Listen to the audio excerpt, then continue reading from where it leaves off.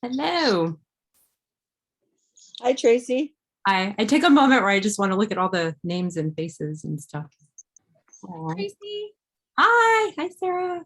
Hi, Antonio. Hi, Lillian. Hi, Julie, Chris, Caroline, Jessica, Layla. I haven't communicated with you since high school. Hi. How are you? This is fun. Cool. Good to see you. Yeah. I don't know how many people are showing up live. I think I had like 50 people sign up, but I think a lot of people are going to watch the replay, which is cool because then it'll make it a little more intimate experience. And then, and people may trickle in too. And then see if my assistant is here. I had her she wants 2 minutes to make a couple of changes to the presentation. So she's almost done. It's my fault. I pulled it on her at the last minute. So anyway, so while she's finishing that, I just want to take a minute. So we have a smaller group. I think it'd be fun to go around and just like, I want each person to say one thing that you would like to get out of this. And you don't have to if you don't want to. So, hey, Jess.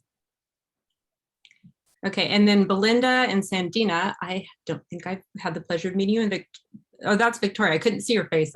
Your name is covering up your face. It's good to see you. I'm glad you made I it. have all these spots all over my face. Oh, well. Oh, well. Birds have spots too. I had them burned off. I had stuff burned off yesterday. Oh. All right. So, okay, I was just saying we're going to go around, Jess, and just each person say one thing, very brief, that you want to get from this. And I want to make sure I address those things and you don't have to say anything if you don't want to. All right, Victoria, would you be willing to go first? Sure. What I would like to get out of this is, well, I do have some belly fat. I don't know if it's actually COVID related or not. I did put on a few pounds, took off a few pounds here and there. Yeah. So I would like to do that and also figure out how to probably have a little bit more energy and pleasure in life. So that's intriguing for me. Awesome. Cool. Okay. Julie, would you mind sharing what you would like to gain?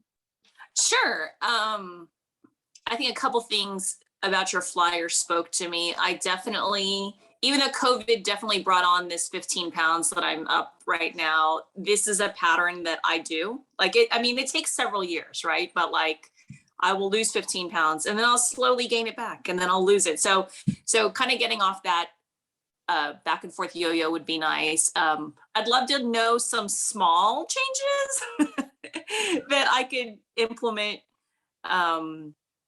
that, just something easy that I could do that I'm not doing now that would be healthier. I have to admit, you and I have talked about this before. There's not really something that I'm trying to fix. But I definitely we are getting to the age where I probably should be more mindful about what I'm eating. Yeah. Okay. That's awesome. Okay. Yeah. And I would and I think it's good. So my presentation covers so many different situations and circumstances for different people. And so I encourage you guys, instead of trying to memorize everything or think you have to learn all of this, just to kind of be on a fishing expedition for maybe just 3 takeaways. What are the 3 things you can walk away from this with? And maybe some, a couple of practical steps, but also I would like you to look for some kind of shift in your thinking, because usually when you shift your thinking, your behavior is shifting, more than just, if you try to change the behavior ahead of the thought, the thinking, the mindset, then it usually doesn't stick. So cool. Thanks. That was helpful, Julie. Chris. I just love to hear about belly fat.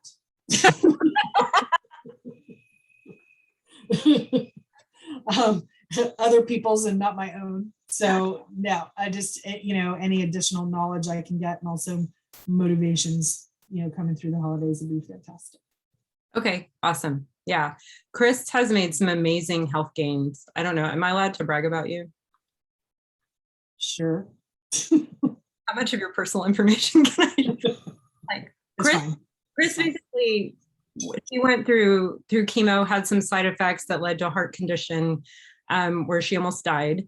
and her heart was failing, and she was maybe going to have a surgically implanted defibrillator or even eventually heart transplant, and she's not going to have to do that anymore.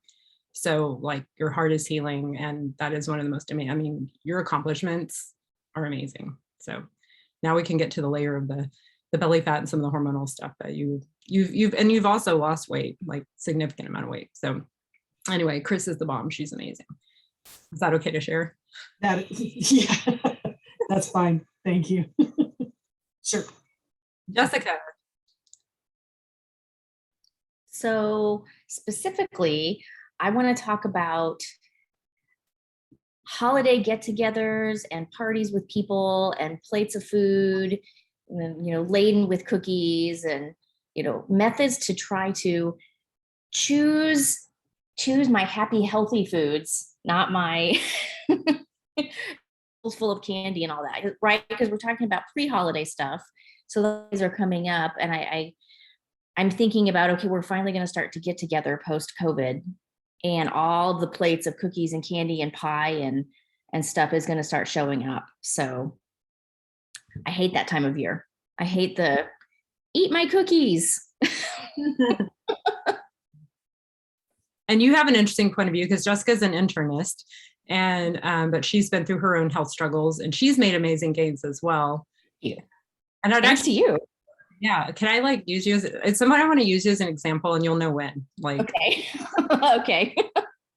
Sure. yeah. Anyway, but yeah, she's awesome. She's been through a lot, and she's made huge health gains too. And you've lost what, like 16 pounds or something? Well, we've hit 20 this week, so. You did. Woo! Yeah. Most of it though is, I will tell everyone, is probably edema. Yeah, that's what I'm going to use as an excuse for. I mean, Yeah. I'm an example for. Yeah, we're going to talk about edema. Okay, Caroline. Hi, yes, I'm glad to be able to join. I was able to switch another appointment so I could be actually hear you live. And I'm interested because I know Tracy's always done such fabulous research and integrates all the biophysiological, chemical knowledge with the food knowledge that she has as a chef. And it's always been delightful to hear about the research and the things she's put together. So I'm interested in learning more. So Caroline's brilliant. She's Dr. Sakai. She has a PhD, and is your PhD is in psychology, right? Or whatever. She's a psychologist. She's amazing. She has a really broad bandwidth of modalities she does with people. And she does something called thought field therapy. And she's worked in, why am I drawing a blank? Kaiser. No, yeah, Kaiser, but no, Rwanda. Oh, yes, yes. The genocide in Rwanda, helping them heal their trauma. And she's amazing. She's such an impressive human. Okay. All right, lovely Lillian. I hope to gain knowledge in stress and how maybe tips and tools that we can use for my body not to hold on to so much stress. And I think also learning the psychology and getting my mindset on board, because my body is screaming that I need to change my health and make different habits. And it shows up in different ways, like aches and pains, but I can't get my mind on board. So hoping to learn how to get my brain to get on board and then be able to actually take those steps. Okay. And a couple of these things might be great conversations like at the end, because I'll point to certain things. And so, yeah, and we can focus on some of that. But hopefully maybe we can revisit that at the end. You can see kind of what the presentation brought up for you and where you still have questions. Thank you, Lillian. I've known Lillian since she was born. All right, Sarah. Hello. I have learned a lot from Tracy over the years. And so I think I am here just mostly as a refresher. I'd like a refresher course, Tracy. You also work with women in wellness and things like that. I do, yeah. Practitioners and coaches and people that like help people supporting the nutrition aspect is not my expertise. Like I'm a therapist and and I am doing some wellness consulting and mental health stuff, but I feel like what I love learning from you is sort of the nutritional aspect, because that's not my training. And so anything that you want to share, I know will help me to kind of get myself back on track. Yeah. Thank you. Layla, what would you like to gain from this? Well, everyone's kind of hit on this already, but just mainly the mindset. I feel like I get a good mindset and I feel really determined. And then all of a sudden something comes up and then it's like, and then I go weeks without thinking about it and then trying to go. And it's just a vicious cycle of trying to get on track and getting off track and back on track and just getting the balance of it all. Yeah, very common. There's a lot of focus on that today. Thank you. Oh, good. Jessica. Thank you.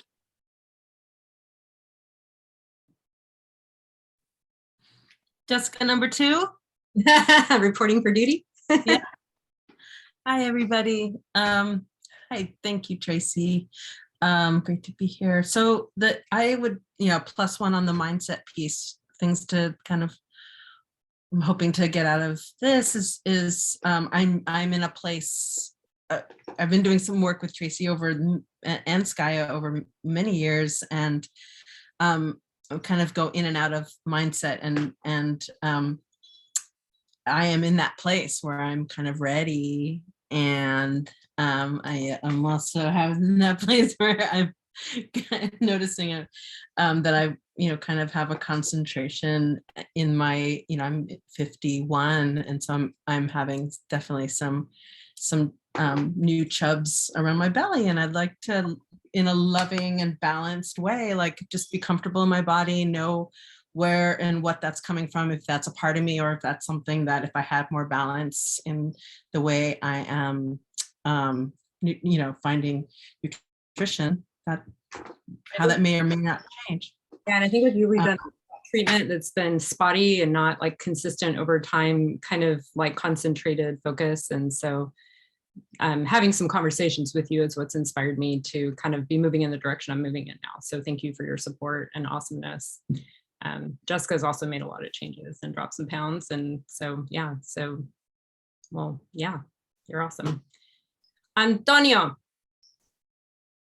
was there anything you'd like to gain from this other than showing us how cute your cat is? Yes, I want to be reassured in my own thought, that the thought of many as well, that you are what you eat, that sleeping well or not so well affects your weight tremendously. It does. And that maybe that's one other thing that I was trying to convince myself about. The sleeping pattern, that's going to affect everything. Yeah. Then, maybe I'll add one more that is not the original one that I had in mind, that depending on, no, that's not it. I was going to add something about sleeping, but that's more a different part of the health apparatus, It is part. So basically, yeah. Sorry. So basically that convince myself that you can lose most of the weight you don't want, minding what you eat, not dieting necessarily, minding what you eat, and not necessarily exercising. And then that whatever you do, if you don't sleep well, that's going to affect your weight. Yeah. If I walk away with those two, being reassured, convinced that what I believe is what I believe and is correct and true, I'll be a happy boy, or man rather. I think you'll be happy, but don't leave quite yet. Okay. Okay. All right. Yep. Thank you. Sandina, I want to meet you. I haven't met you before.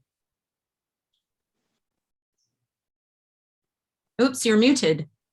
I cannot hear you. Sorry, forgot about that. Yes, Jessica too invited me, so I'm happy to be here. And I've been moving towards a plant-based diet, which feels really good. And I'm really enjoying exploring more vegetables and vegetable-based meals. But I feel like my diet's also still very much geared towards carbs. Mm-hmm. And so I'm interested in learning alternatives to that. That's a good point. Yeah. So there's the dietary factors. One of the things I want to share today, and Antonio kind of brought that to light, which is there's so many more things than food that are affecting your weight. And carbs do matter in terms of blood sugar balance, glycemic index, but they're not all the same, not all bad. And there's everyone's different. Like some people can do well on a vegan diet, other people do terribly on a vegan diet. And, we're all different. And so being able to tinker and be flexible in our mindset and in our behavior will help us find a good path forward so we can have lasting results and not yo-yo. So thank you for coming. It's really nice to meet you. Likewise. Belinda, I don't think I know you either.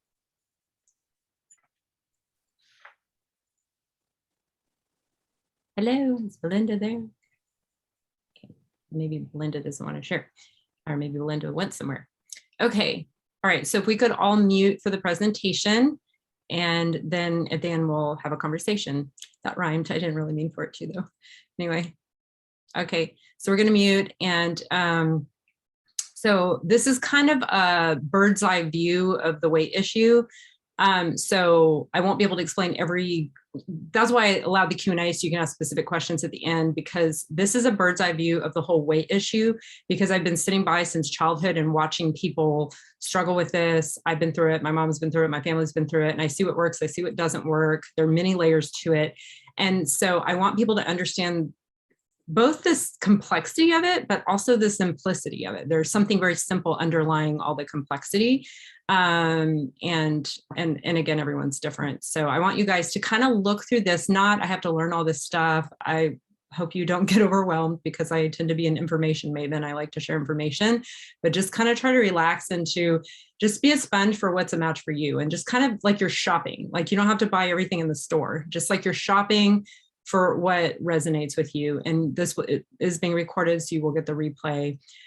So it's not going to, it's something you can play again, so you don't have to pick it all up this time. I do encourage you to make notes, and especially make notes of things that stand out to you, but also questions you might want to ask at the end. So we're going to hold questions till the end. I also want to introduce my assistant, Katie. She's wonderful. Like she's made this possible. I can't do these things without her. She's awesome. And she actually is the creative genius behind the presentation. Like she made it look cool. So anyway, yeah, big love to you, Katie. Okay. All right, here we go. I'm excited. Okay, hold on. First I have to find the presentation.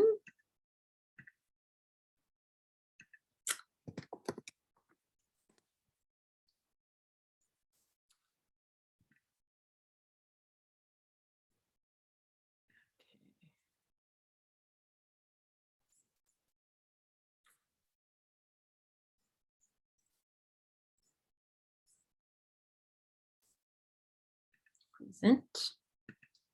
And then I have to, all right, got that queued up, and then I'm going to share my screen. Share. And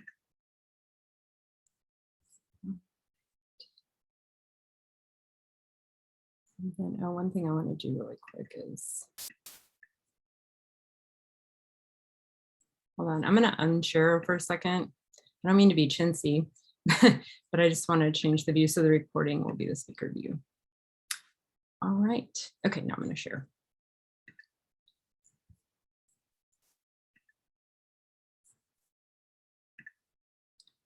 Okie dokies. All right, present.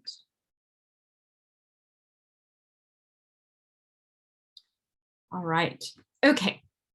So welcome to Got Quarantine Belly, lose weight by gaining health and increasing pleasure.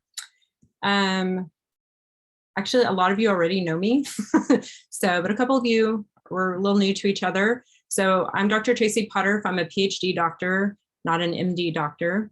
I do something called functional lifestyle medicine and patient advocacy. So I'll be explaining more about exactly what that is in the presentation, so you can understand the angle I'm coming from and why my perspective is a little different than the mainstream. And this is something that if you've been looking at any of my social media posts, the weight issue is something I've dealt with since high school and into college, and my family has dealt with. And so it's very near and dear to my heart. And I also really care about people's health. And so, yeah, so that's what I want the focus to be today, is our well-being. not, shaming our bellies or our bodies. All right. Okay, so I have 4 major intentions. There's that 5. Okay, 5. I have 5 major intentions today. And if you could just get even the vaguest of understandings of each of these points, then I will feel like I did my job. I want you to understand that the excess belly fat and weight gain are symptoms of underlying health imbalances. And if you look at it that way, then your approach is going to be very different than if you're just trying to force yourself to be skinny because you don't like what you see in the mirror. I want you to also understand, if you've been dieting a lot or little, that you haven't failed diets. Diets have failed you. It's not your fault. And so a lot of people have what I call dieting PTSD. And so I like to help people heal that. I want you to get some clarity about the root causes of weight gain. When we get to this section, that's going to be a little bit on the nerdy side. So you can take in as much or as little as you want from that, but try to at least get general impressions. I want you to learn what's needed for lasting change so you can get off the yo-yo roller coaster. And it's basically what works with our biology and our psychology. If it doesn't work with our psychology, it's not going to stick. It's not going to work. And I want you to know that you're capable of health gains where weight loss is a natural side effect. It's not like other people can have it, but not you. You're uniquely screwed up or defective or whatever.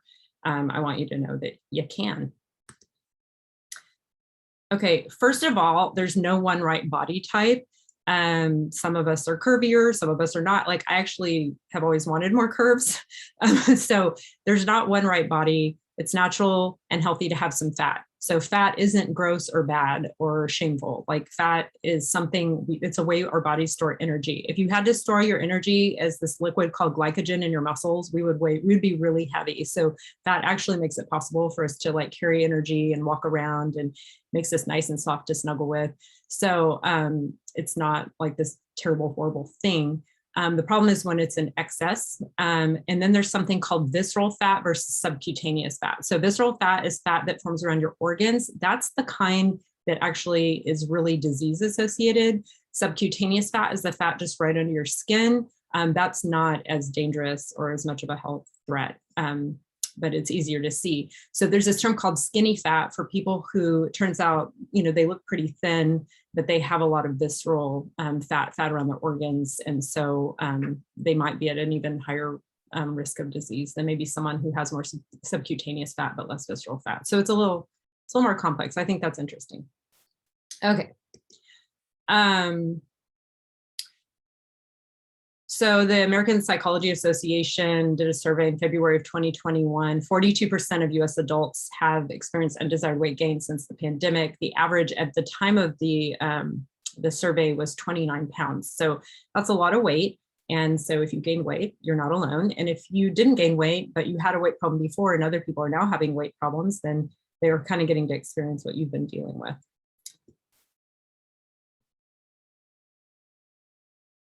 So I want to really point out that this is a health concern.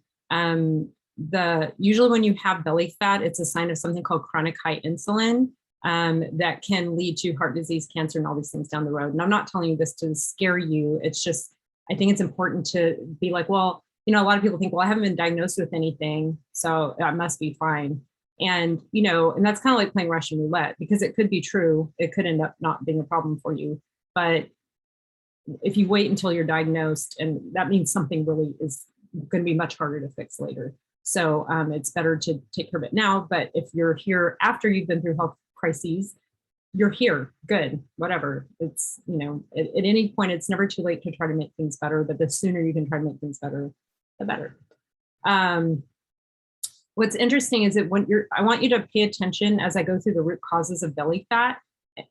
They're the same as chronic inflammatory disease. It's the same root causes for belly fat and chronic inflammatory disease, meaning, autoimmune disease, heart disease, cancer, like fatty liver, kidney disease, all kinds, most chronic diseases have underlying inflammation, and the inflammation is caused by very similar lifestyle habits or environmental exposures, or, there's some other factors as well.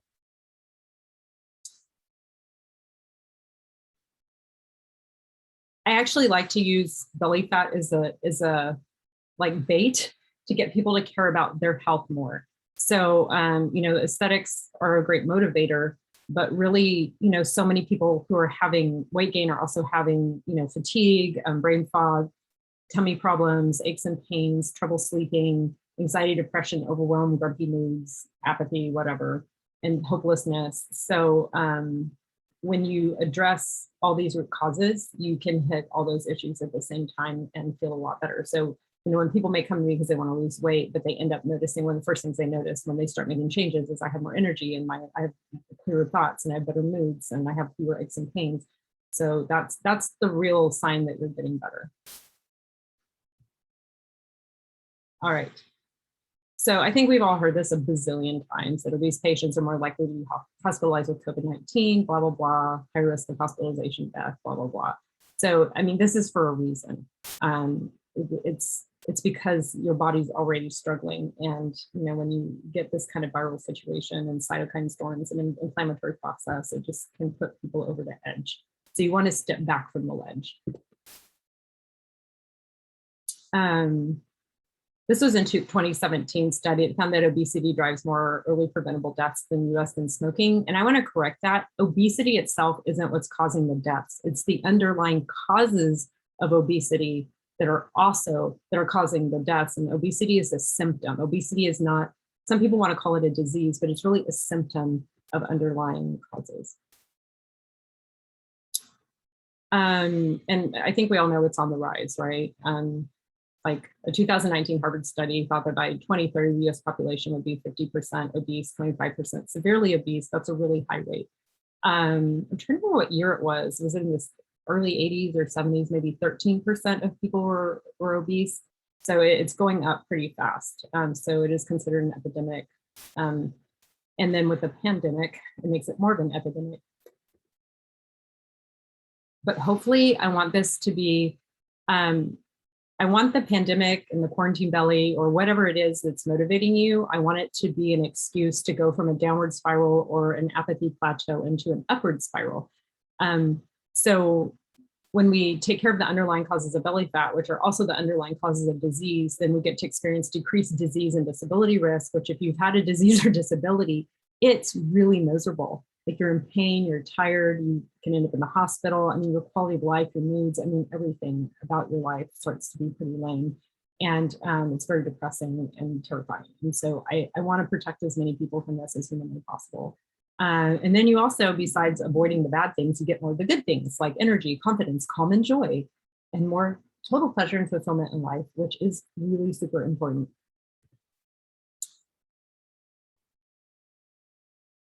So conventional medicine weight loss approaches pretty much fail most of the time because they put people on diets that actually don't work with our biology. They want you on a low fat, low cholesterol diet, and exercise is good. So exercise is good, but you can't out exercise a poor diet. You need fat. Actually, there's an inverse correlation. The more fat you eat, if it's the right kind of fat, not just any fat, if it's the right kind of fat, the more fat you eat, usually the less body fat you have. Fat is important for your hormones, which regulate your weight, and for your brain and for your immune system and for blah, blah, blah. So eating the right kinds of fat are crucial even for your lungs to function. And some of the good fats are actually saturated. So that's really important. Also portion control. A lot of people think if they just eat less, that'll fix it. And it drives me nuts when people say, well, if someone's overweight, they should just eat less and exercise more. That's not how it works. Some people actually have to eat more, but of the right things and the right balance to be able to lose weight. And I'm going to get to what calorie restriction does to our bodies in a little while. Diet pills, powders, and potions, those don't work. They don't fix the underlying causes. It's like trying to put a gun to your metabolism's head and say, lose weight or else. And, it's I would call a metabolically violent approach, and I don't agree with it. And also a lot of these pills, powders, and potions have synthetic chemicals that are cytotoxic. They're toxic to our cells, to our liver, to our kidneys, to our brain, they're not good for us. They don't restore health. They're just trying to kind of hack things, but they're not fixing the problem, the underlying cause. Stomach reduction surgeries. I know a couple case studies. One of you knows this person, but usually like two people that I really love a lot. One was a client, one's a friend. have had these stomach reduction surgeries, but they didn't change their lifestyle, they didn't change their mindset, and so they gained the weight back and have since developed really severe life-threatening diseases like cancer and Parkinson's. So again, you need to get to the underlying causes and not just, you're not overweight because your stomach's too big. If you've had one of those surgeries already, then I like to help people who've had them make the most of it and sidestep any of the adverse effects that can come down the road. And then liposuction. My caveat is I'm not like, you should never get liposuction. It's terrible. Like, and you can get liposuction if you want. It's just not going to fix the metabolic problem that's underlying that could still lead to disease. So, if you just go skin deep, you don't get the same benefits. So the diet and weight loss industry, the mainstream industry approaches, I'm not talking about like the natural ones as much, but like just the really old school mainstream stuff. And they tend to be like calories in, calories out. So you count your calories, you restrict your calories, and maintaining the while that actually backfires completely, and it's terrible and it's unsustainable, and it's done so much harm to people's health. It's literally, I think, caused people's deaths and definitely caused horrible depression and self-esteem issues and trauma. So that's not how it works. Like, 10 okay, let's say 100 calories of sweet potato and 100 calories of white sugar and 100 calories of chicken and 100 calories of eggplant and 100 calories of lettuce are going to do completely different things in our bodies. 100 calories of coconut oil. Those are all going to do different things with, your body doesn't, say, oh, well, here's these calories. Your body is going to look at what the molecules of the food are made of. Food is information. It's not calories. And it's going to look at what the message is. You put food in your mouth, it's a message to your body. It can cause inflammation and disease and tear you down. It can provide nutrition and build you up. It can be a mix of both. So I like to help people optimize what they're eating, the information, the messages they're sending their body. There's also a lot of confusion about macronutrients. So carbs are bad, no fat's bad, no protein's good, no protein's bad. And I do help people understand the different macronutrients and how to balance them, but it's a little different for everyone. I don't agree that carbs are evil, and they're not all the same. So if you have carbs from Haagen-Dazs versus carbs from a sweet potato or a piece of fruit or dates or rice or whatever, they're going to do different things in your body. And some people go on if someone's severely diabetic, or, there are times when carb restriction can be useful, but you have to do it in a very particular balanced way. And if people go too low carb for too long, they can end up doing things, they can end up with hair loss, especially women end up with hair loss, insomnia and severe anxiety, bad tempers, all kinds of things that feel terrible. Fat, like I said, is super crucial, but it has to be the right kind, not canola oil, not these refined processed Crisco, these refined vegetable oils, but you want unrefined virgin cooking oils, and then also fats from, organic foods, or if you're eating animals, grass-fed or pastured animals or wild game. Those are good fats. And the bad fats are going to be the, the Western vegetable oil and the, and the grapeseed oil and the canola oil and, some of those. Oh, by the way, the American Heart Association was started by the vegetable oil industry when electricity was developed and they could no longer use vegetable oil to illuminate people's homes. They had to find a market, and that became trying to get people to eat it by demonizing animal fats and also coconut oil because it was made in other countries. So that's an interesting little factoid. And then willpower, and then guilt and shame. If you're depending on willpower to do anything to make your life better, then you're going to fail because it will exhaust you. It takes too much energy. When you move from like fear and shame and guilt and, like you have a gun to your head, you're going to wear out. You're going to be traumatized. And then you're going to start doing what I call F it eating. You say, F it, I'm not going to do this anymore. I can't take it, which is understandable. But when you're moving from love and joy and pleasure and, all the good things, then, you're moving towards something, not away from something. And that's more sustainable. And if you try to out exercise a poor diet or imbalanced lifestyle, it's not going to work. But also if you eat really well and don't move, that's not going to work. And if you, like Antonio said, if you don't sleep, that's not going to work. If you don't take care of yourself, you're stressed out all the time, that's not going to work. So you have to have a balanced lifestyle across the board. And so we all have what I call nurture gaps. We all have areas where I'm good on this and not so good here. And so that's why I like to, when I work one-on-one or do programs, we go through all the areas of your life and see what's working and what isn't and try to close those gaps. I also want people to understand that this whole eat for fuel, not for pleasure is BS. You are supposed to eat for pleasure. I'm going to tell you why later, but just put a pin in that. Fad diets in general, one size fits all. That doesn't work. We're all different. The same thing isn't going to work for everybody. Sorry, that was a long slide, but that's stuff I really felt was important. So even some of the kind of natural food industry weight loss approaches like carb starving, I've already addressed. Again, there can be a place for, being aware of your carbs, but it really needs to be done in a balanced way. I see on social media people, they go on these keto diets, but they're not doing it in a balanced way, and they have a lot of, terrible side effects from it. And then there's a place for a well done fast or cleanse, but often they're poorly designed. Like, I don't like the master cleanse where you drink like sugar, lemonade, water with cayenne pepper. I don't feel like that doesn't support all phases of detoxification. It only kind of sort of works with phase one. And then, anyway, it's not a balanced way to fast. Juice cleanses can sometimes be a problem because you're not getting amino acids and fats. So anyway, it's just, there are ways to do it well, but I think a lot of people do it. And then, if you're doing a faster cleanse and you just, or especially a cleanse and you feel terrible, they're like, oh, well, you're just detoxing. When you're detoxing properly, you should not feel like that. And then there are all these skinny teas and protein shakes, and I love apple cider vinegar. It's amazing. There's great ways to use apple cider vinegar, like for digestion and all kinds of stuff. But a lot of people are just, you can't eat a box of donuts and then drink apple cider vinegar and then think you're going to lose weight. And then weight loss supplements are supplements that can support body processes to restore functionality of your body that will then allow you to shed weight by restoring health. But like a lot of these weight loss supplements in and of themselves, if you don't have the big picture, you're not hitting it from all sides, it's not going to work. So that's that. Okay. So there are all these things called meta-analysis where they study many studies over many years. And they find that, almost any diet, you can lose 5 to 10% of your body weight, but then most people will gain it back and often more than they lost. So that was from a UCLA 2007 diet study analysis, and it's pretty much still the case. So yo-yo dieting makes health and weight gain worse, not better. So when you repeatedly lose and gain, like some of you were talking about, it's linked to cardiovascular disease, stroke, diabetes, altered immune function. It's also like traumatic.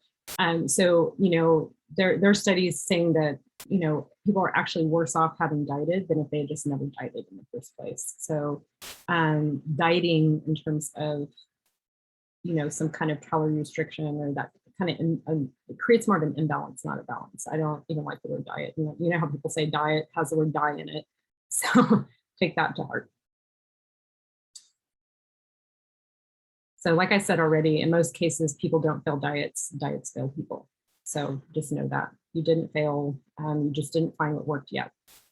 When you find what works, then it works. In my opinion, my first academic background in grad school was medical anthropology. So we looked at culture, mindset, we looked at science, we looked at politics, economics, we looked at biology, we looked at, it was, and one of the orientations you really come from is evolutionary biology, like how we evolved to live, how we evolved to eat, what have we evolved doing, and then what are we changing, and how is it impacting our biology and our mental and physical health? They're all the same. To me, our psychology, our emotions, our physiology are the same things, because your biology will create a chemistry lens through which you perceive reality, that your emotions, your thoughts, your behaviors, and then also the way you're thinking will actually change your physiology. So there's a loop there. So we're looking through this narrow lens of calories and, weight and measuring inches and, just diet and exercise. And we're missing this big picture of nature. We need to remember that nature is not outside of us. We are nature. Everything in existence is an extension of nature. And some things, there's certain ways we've lived and eaten that we have co-evolutionary relationships with the molecules that make up the world around us. And some things have existed for millennia, so our physiology has evolved to know what to do with it. And then we just made up a bunch of stuff in the last century that our body, it's like we're throwing too many curveballs at ourselves, and our biology can only take so much. So I like to use a metaphor of a bucket where you can only take so much. Caroline, you like the bucket. metaphor too. But your body can take about a bucket's worth. It's designed to take about a bucket's worth. Now, everyone's bucket's a little different, right? Some people are a little more tolerant than others, but you have your own personal bucket, which you can actually change through your lifestyle of resilience. But once you go over, when your bucket's filled over, then that's when you start to break down physically, mentally, emotionally. And pain and negative emotion symptoms are just your body asking for nurture. It's not your body failing you, it's your body crying for help. So if we live and think in ways that don't work with our evolutionary biology, we get disease, and belly fat's just a symptom of that, or weight gain's a symptom of that. So the problem is a lot of our strategies, the pills, the powders, the potions, the starvation, the level of stress, not sleeping, being on electronics late at night. I mean, there's so many things we're doing, they aren't biocompatible. Not getting enough sun, not walking barefoot on the earth. These are all things that our ancestors have done that we're not doing. You know, they're wonderful things we've evolved and developed that make life fun and interesting. And they're very cool things we've evolved. I'm not against that, but I think there are ways to live in more balance, to honor where we came from and what we are, so that we can enjoy the modern world, but also enjoy health and happiness. So everyone's different. So bio-individual just means that everyone has a different body and a different biology. So one person might do really great on a vegan diet, and they can't understand why the whole world doesn't want to be vegan. And then someone else is doing really great on a carnivore diet or a paleo diet or whatever. And you don't have to go on a diet like any of those things, but it's just, we're all different. What our body can tolerate, how we thrive is different for each person. So it's really important to do your own tinkering to figure that out. Now, there's certain universals, like, you know, McDonald's isn't good for everybody. Like, it's not good for anybody. Twinkies aren't good for anybody. Soda isn't good for anybody, the junkie soda. So, you know, crap isn't good for anybody. But within the realm of real food, we're all different. So the problem is with how I see our culture, oops, that disappeared. How I see our culture dealing with, I don't know what that did. I'm gonna go back again. Yeah, so we're not addressing the root causes, and we're focusing on losing weight and not gaining health. That's interesting. Okay, anyway, so that's, again, root causes. When you address the root causes of any health problem, you're gonna get better results. When you just try to manage symptoms, you're not gonna get good results. So when you just take speed or stimulants, diet pills, which are basically legal speed, to, you know, ramp up your metabolism, usually as soon as you get off of them, you're gonna regain more weight. And then they tend to cause things like insomnia and anxiety and depression and things like that. So you didn't restore balance to the system. You may have forced some weight off, but it's going to come back and then some later. And I can't say this enough. If we take the focus off the scale, losing weight, and just focus on gaining health, it makes a big difference. And if people, when they start working with me, they want to weigh themselves or take some measurements, that's cool. But I encourage people not to weigh every day. It just does more harm, and it reinforces an idea that something's wrong with you, and it creates a self-rejection. So yeah, if you want to, every once in a while, you know, maybe weigh yourself 3 days in a row, because we're going to fluctuate first thing in the morning after you pee or go to the bathroom, whatever, do that. But then take a break from the scale for a while. And then when you weigh again, do it maybe 3 different days to watch yourself fluctuate. You'll notice you go up and down. But making that number more important than how you feel is a big mistake. It can be kind of fun to see the inches change or the number change, but how you feel is what matters. And you'll be able to tell by how your clothes fit or how you look in the mirror. Okay, so I told you I'd get back to what is functional lifestyle medicine. That's what I practice. So functional medicine is it's a movement in medicine that is focused on restoring function by addressing the root causes and not just covering up symptoms. So if you have a headache, it's not just go take a Tylenol and live like that, but like, why are you getting headaches? Like, what's causing that? Why are you gaining weight? Why are you, what's the underlying cause? And a lot of times people think it's just genetic, but genetics are like 10% of the equation. And they're, epigenetic. If you don't know that word, don't worry about it, but they're genetic tendencies or predispositions. But really the way we live our lives is what really shapes our biology and our emotions. So it's very interdisciplinary. It's evidence-based, it's based on science. So, and the idea is to make medications and surgery a last resort instead of a first resort, with the exception of, like, if you're in the ER or ICU, then yes, if that needs to happen, it needs to happen. And the idea is that using molecules or substances like supplements and herbs and foods and lifestyle changes that work with our biology, instead of using so many synthetic or man-made molecules that can confuse our bodies. and also having strategies that are unique to the individual instead of just really formulaic. And this tends to be safer and get better results for chronic degenerative conditions. So when I say lifestyle, what do I mean? Lifestyle is really broad. It's not just diet and exercise, it's everything. It's how we breathe, it's our thoughts, it's our movements, it's how we walk, our posture. And I mean, there's so many connections. It's all connected, right? It's also our environment, the people in our lives, the aesthetics of our environment, the safety of our environment. So lifestyle is all the factors that create your human experience, which will in turn shape your biology.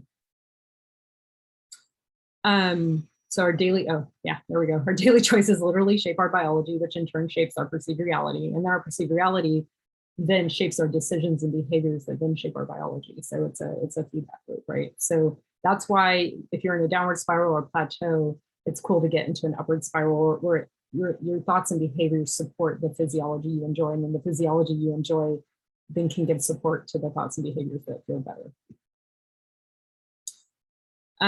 So conventional medicine is amazing for acute trauma, ER care, labs, images, monitoring, life-saving surgeries, and then some of the most brilliant, intelligent, hardworking, deeply caring people. So my point isn't to put down conventional medicine, but anyone here who's in the medical profession knows that you have so many restrictions on what you're allowed to practice and the tools you're allowed to use. And it's very politically, and there's a huge corporate factor. There's a huge political factor. It's just like, I feel like physicians are practicing with like what I call like 3 guns to your head, like, dealing with insurance companies, you want to keep your license. You have a lot of restrictions that have been lobbied into place by the pharmaceutical industry. And then if you do anything outside the box, you could be considered a quack, and then, no one would refer to you or whatever. So it's really, I have a lot of compassion for medical professionals doing what they do under the constraints they have. To me, lifestyle is the most powerful medicine for chronic conditions, for preventing or reversing chronic conditions. So there's a lot of research that points to about 90% of our chronic illness is rooted in lifestyle habits, which again, I can't say enough times, shapes our cellular biology, including our gene expression. So there's something called epigenetics. It's a body chemistry where certain genes they say turned on and off. It's a little more complex than that, but that's basically it. The genes get activated or deactivated. And so we can turn on genes for things like disease or turn on genes for things like well-being through our lifestyle. So this biocompatible, this new paradigm of lifestyle medicine sees medicine as any habit that support that safely and effectively addresses the root causes of disease and helps your body heal itself by restoring balance and wholeness. So your body wants to come home. The whole reason I brand it as inner genius health is like that inner genius is the genius of nature, the genius of your physiology. Your body, if you remove the obstacles and add support, your body's always looking for homeostasis. It's always looking for balance. And so a lot of times we're so busy focusing outward, we don't notice how we feel inside. We're constantly getting sensations and emotions that are talking to us, but we don't know how to speak the language of our body. We're not really taught in our culture. Some people do, some people are really good at it, they're intuitive. I've had to learn this. I was taught to be a floating head and just be focused outward and be an intellect and just ignore my body until I ended up with a lot of health problems and weight gain, and that forced me to pay attention. So, and it's great in your healing process. It's great to get collaborative support. That's what I provide. But healing is still your job. So no one can do it for you. So no doctor, no external person can really heal you. You can get support, but you got to do it. So one simple, powerful statement: to heal our bodies, we must heal our lives. No doctor or pill can do that for you.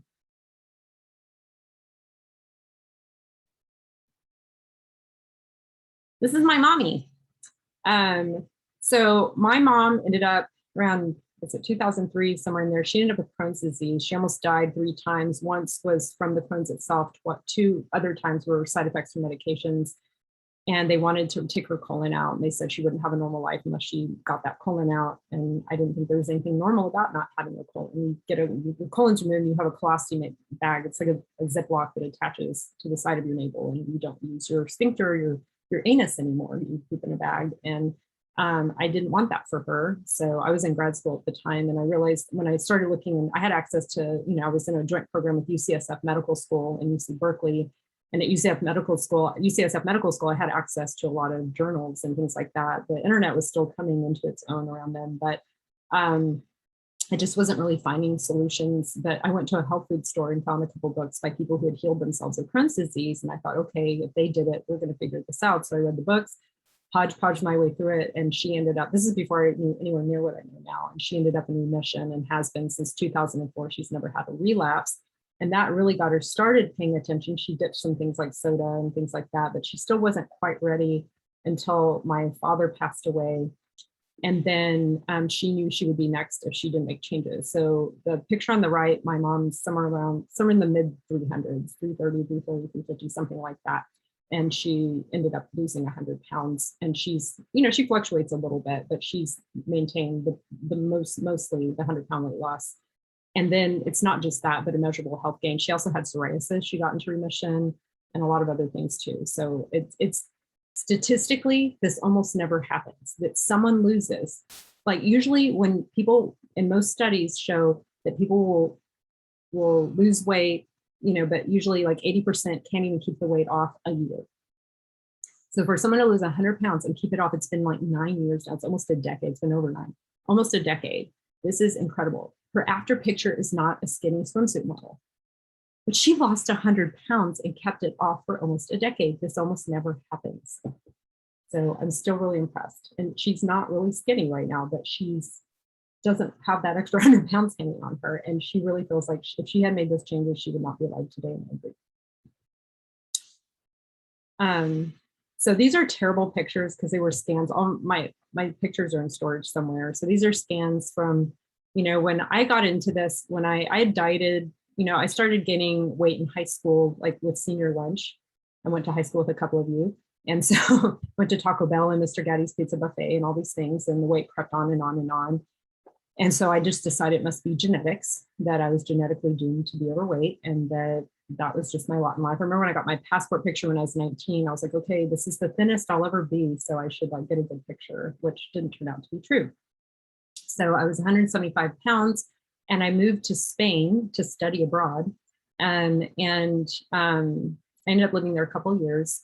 And without realizing what was happening, I just started losing all this weight. And then my Spanish girlfriends were like, your clothes are too baggy, you need to buy new clothes. And I hadn't realized I had lost like 50 pounds. Well, yeah, like 50 pounds. My skinniest was 120, but I didn't stay 120. That was too little. But I was able to keep about 50 pounds off. And then eventually I had to add muscle because I had no muscle. And then when I, gained muscle, that was like about 10 pounds. But anyway, the point is I lost like 50 pounds of fat and I didn't go on a diet. I just lived in another culture. And what that taught me was that how much the culture we live in really shapes our biology. And so I started realizing that American culture is really unhealthy. And it took me a while when I moved back to figure out how to live and maintain a healthy weight in this culture, which meant making some different decisions in my mindset and in my behaviors, understanding the science of what we are, what our body needs, and then offering that to myself and not worrying so much about what everyone else is doing, but focusing on the reality I want to create for myself, which is a process. So these are just some testimonials that are on my website, and I have more, but I haven't really updated them. But this is Dido. He lost 20 pounds. He just had a little extra weight gain, but he also really just felt a lot better. And what's interesting about him, like 8 of the pounds he lost by just eating slower and chewing his food better, he just changed how he was eating, like his level of stress when he ate. And then after he changed how he ate, he changed what he ate, was able to keep, and I still run into him. He's still really great friend. He's kept it off all these years.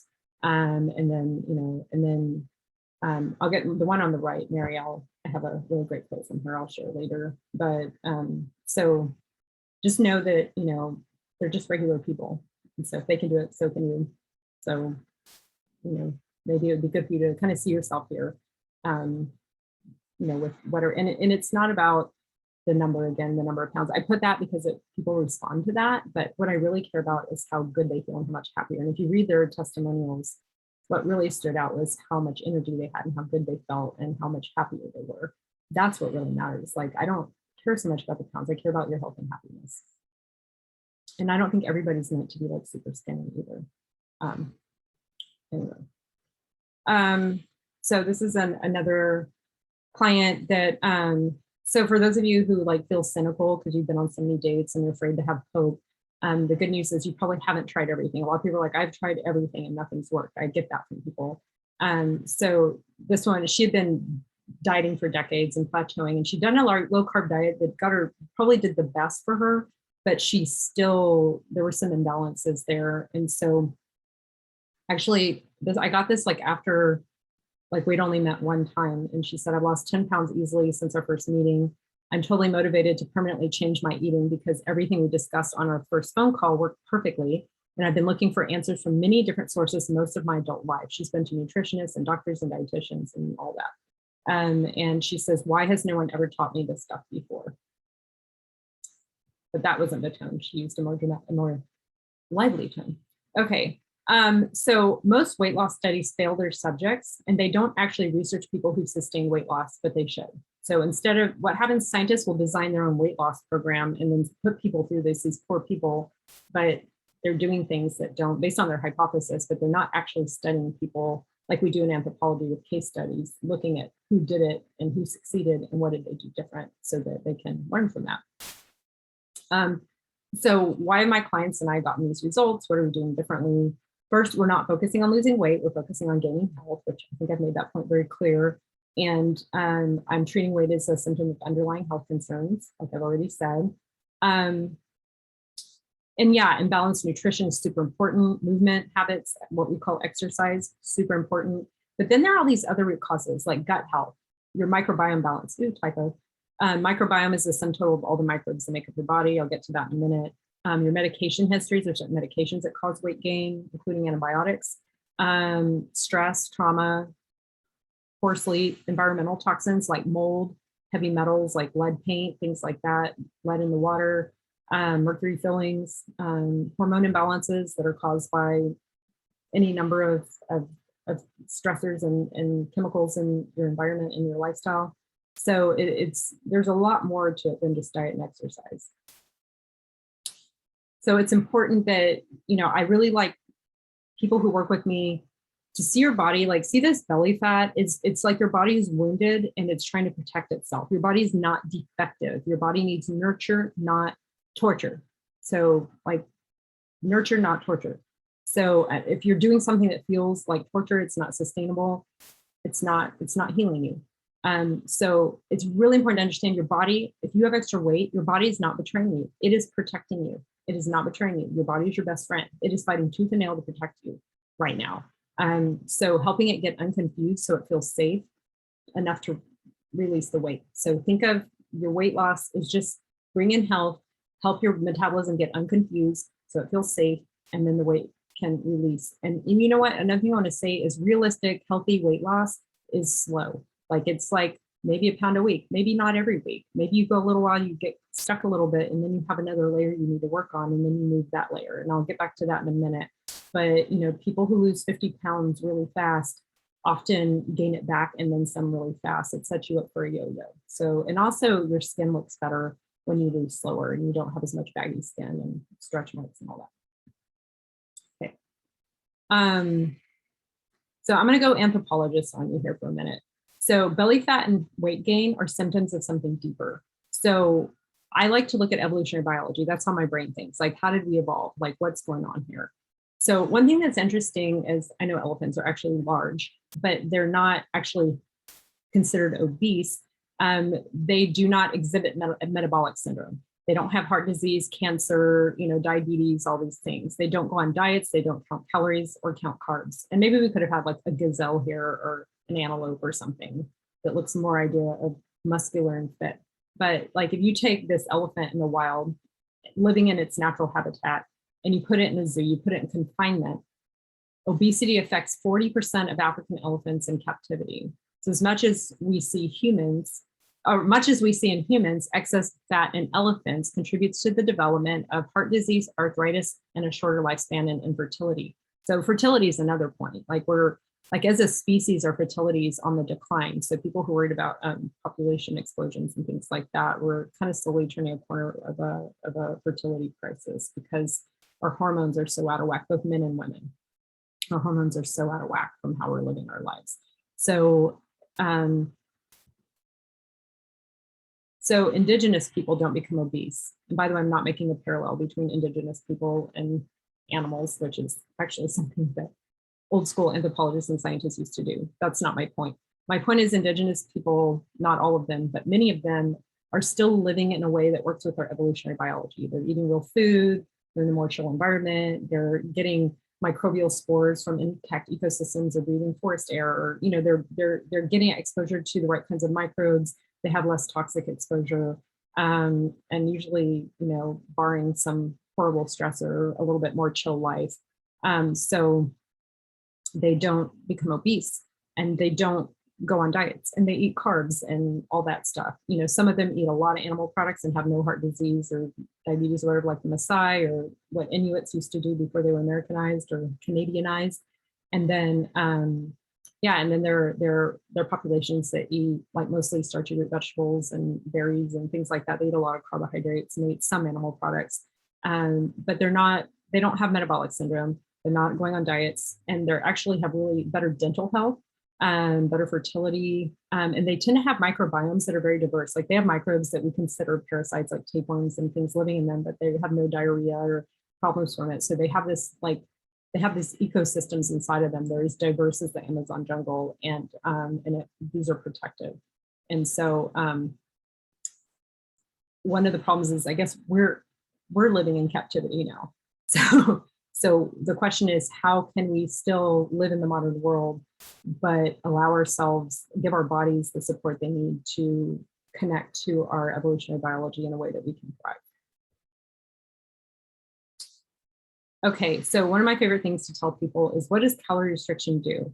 I still have people that after years of me telling them, stop worrying about calories, it's hard to stop thinking that way. We've all been brainwashed, we've all been programmed, right? So when you decrease your calories, when you restrict calories, you just eat less or whatever, and you think in calories, I'm gonna have on a low calorie, whatever thing, you decrease your metabolism. So the less you eat, the less you can eat without gaining weight. So you get to the point where you eat very little meals and you're still overweight and you're still gaining. And it's really maddening. It also makes you hungrier. So you're hungry all the time. So it means you have a hormone called leptin that makes you feel full is low. And the hormone ghrelin that makes you feel hungry, I think of ghrelin, like your stomach's growling because you're hungry, is high, right? It also can cause muscle and bone loss because you're living off your own, you're eating your own tissues, you're metabolizing your own tissues for sustenance. And it increases stress hormones that trigger insulin, which is a fat storage hormone. So basically, if you want to gain weight and be miserable, then go on a low calorie diet. So calorie restriction, you probably heard this before, and I used to not know if that was real or urban legend or whatever, but research seems to support that when you go and do calorie restriction, and this can even happen if you overly restrict fats or you overly restrict carbs or things like that, it makes your body think you're starving. So it will fight tooth and nail to protect you by preserving body fat, because your body is your best friend. You cannot starve yourself into thinness. It will not work. It'll just make you miserable and sick. And it basically causes brain fog, fatigue, yuck moods, and these weight loss yo-yos and plateaus. So bad. Okay. So what ends up happening is you lose some weight initially, you plateau, you feel terrible, you can't sustain it, then you relapse, go back to your old way of eating, which wasn't balanced, and then you regain what you lost, perhaps more. So this may sound familiar to some of you. So why is this happening? So there's a theory, there's this that seems pretty plausible to me. It's a body fat set point theory. This idea that your brain has mechanisms for regulating your metabolism. So, and it's something that we evolved in nature to stabilize our weight and protect us from famine, which is brilliant. That's why I say inner genius. Nature's genius, our bodies are genius. So we have these genius mechanisms to protect us, but unfortunately we're doing things to such an extreme that it's really confusing our bodies, because we don't have an evolutionary precedent for so many of the things we're doing that are throwing ourselves out of whack. So the thing is, we haven't had enough time to evolve protection from the dangerous degrees of excess we've been living. So we're in this gap between our evolutionary biology, what's set up for us, and then these ways we're living that we're falling through this kind of crack. So then, okay, so if we have a body point, a body fat set point that's supposed to keep a normal weight, then how come we become so overweight? So I think of obesity as dysregulation or confusion of the body fat set point. So it's just confused, it's dysregulated, it's not regulating properly. So what's going to what regulates our set points? I call it our cellular symphony. So if you think of like how cells, which are made of molecules and atoms, if you think of how cells and all the chemicals of life work together, it's like this harmony, it's like a symphony, and it's magical. And there's a certain way it balances itself. It has these checks and balances that are really amazing. But if you put it under extreme stress and imbalance, then at some point it's going to get out of tune. It's not going to play harmoniously. So our biochemistry is so important. So our hormones, our neurotransmitters, the chemicals that make our cells work, not just our human cells, but our microbial cells. We have more microbial cells than human cells. We get more genetic information from microbes than we get from our own cells. So this is really important to understand. Our immune function, inflammation really throws everything off. When your immune system is overreacting, then it makes it hard for that balance to happen. It's like complete chaos.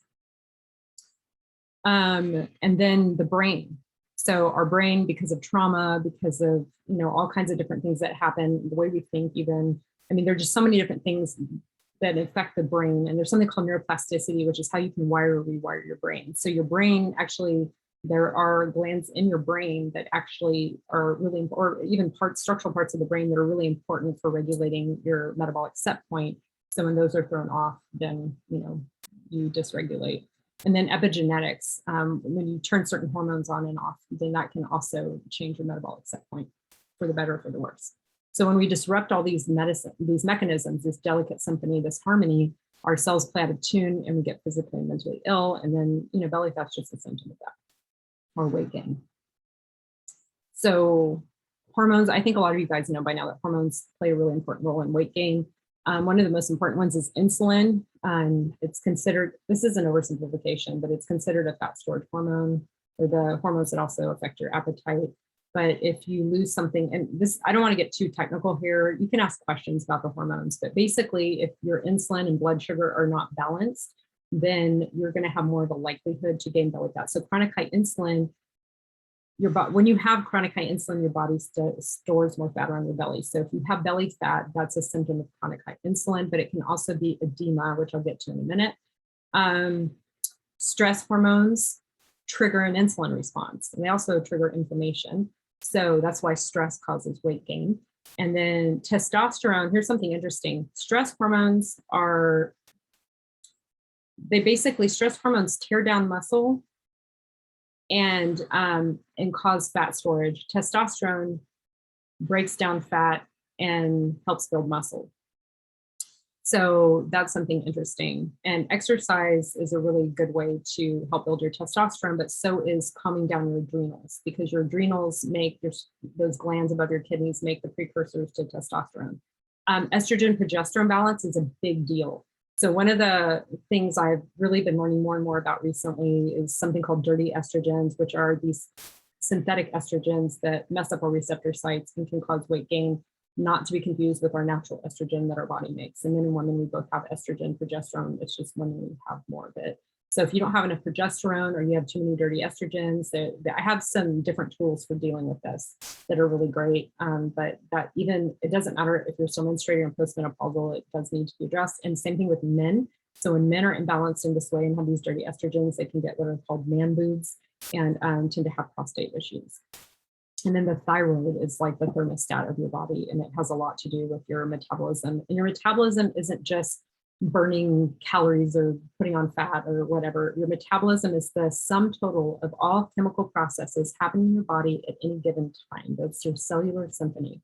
So the thyroid is like the conductor.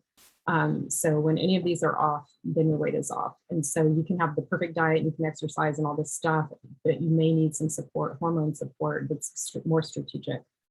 So when you combine lifestyle with, certain supplements and herbs and things like that, mindset work, stress management, things like that, and you find a way to do it that you enjoy and that you're passionate about and makes sense to you, then it's super doable and you get great results, and then you're motivated to keep it up. Oh, and hormones aren't just made in your hormone glands. They're also, your liver manages your hormones. Your liver breaks down and metabolizes hormones. So your liver, if your liver's not healthy, you're going to have hormone imbalances. And then the microbes, your microbiome, the microbes of your body actually have a crucial role in regulating hormones. So if you take antibiotics, or if your microbes are out of whack, then you actually there's more and more research on the microbiome and weight gain. I mean, there are mice, they do these things where they'll do a fecal transplant from an obese mouse to a thin mouse, and it will become obese, vice versa. So the microbes in your body are really, really, really play a huge role in your weight and your health, mental and physical health.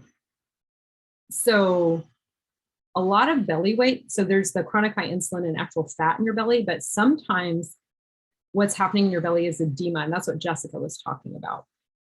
She had a lot of edema, and so she lost all this weight really fast, not because she was, she lost some fat, but a lot of the rapid loss was she had food she was reacting to. Her immune system was protecting her by pooling fluid in her abdomen. So a lot of people, when you just get rid of foods that are toxic and inflammatory that your immune system is reacting to, like your stomach will start to flatten out pretty quickly.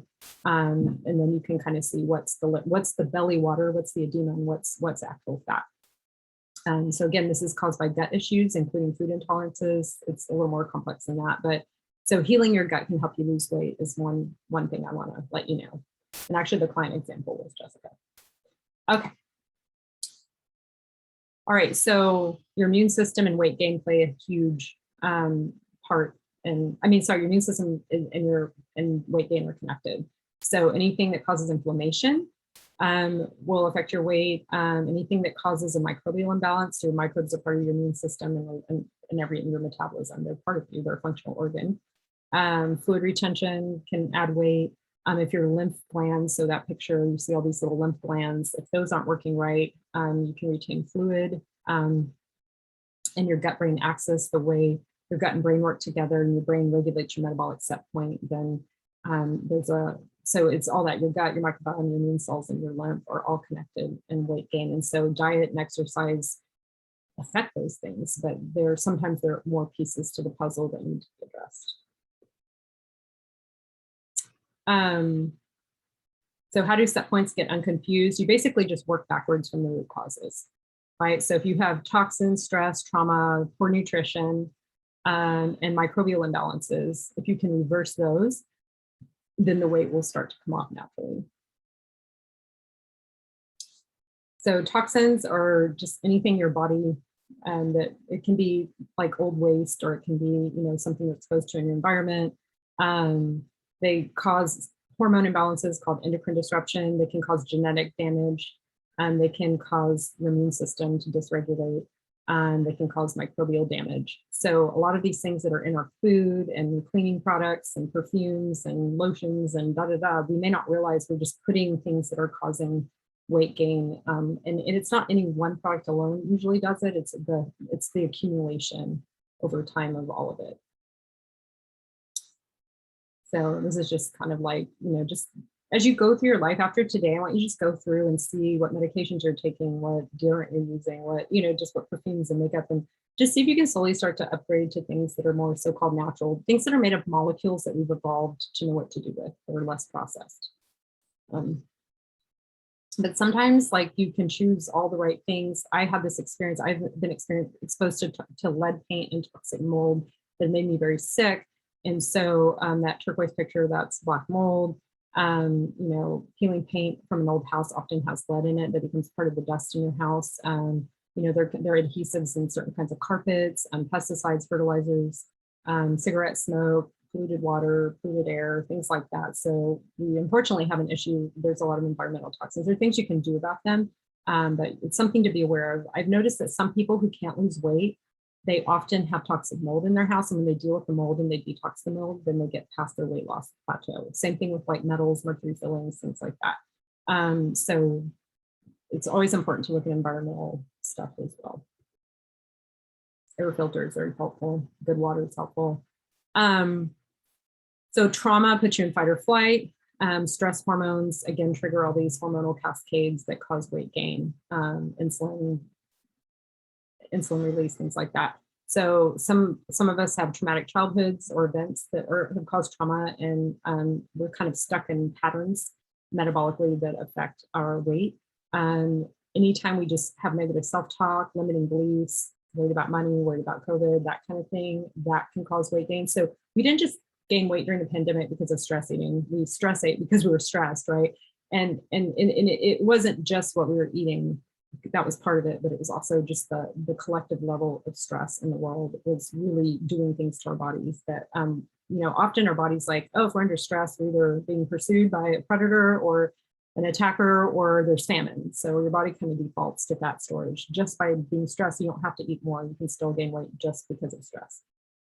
Even being in a toxic or unfulfilling relationships, friendships, business partnerships, being lonely, not having enough touch or affection, sedentarism, and not moving in ways you enjoy.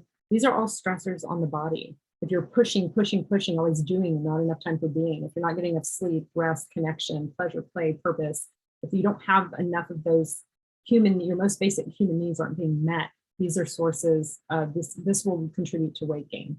If we're not walking barefoot on the earth, not sprayed with glyphosate or anything, but if you're not walking barefoot on the earth, if you're not getting in the sun, if you don't get fresh air, if you don't go walk in a forest or read microbes from trees, all these things are going to disconnect you from your evolutionary biology and cause imbalances.